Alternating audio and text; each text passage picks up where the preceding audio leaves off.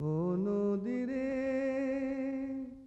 একটি কথা শুধাই শুধু তোমারে, বলো কোথায় তোমার দেশ, তোমার নেই কি চলার শেষ।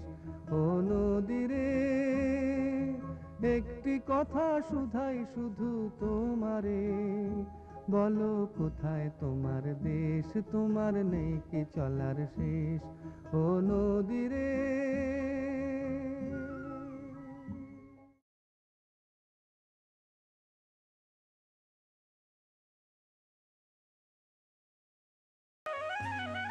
আজ ভানুবাবু একজন সুখী কৃষক, সঠিক মূল্য পাচ্ছে তার পরিশ্রম।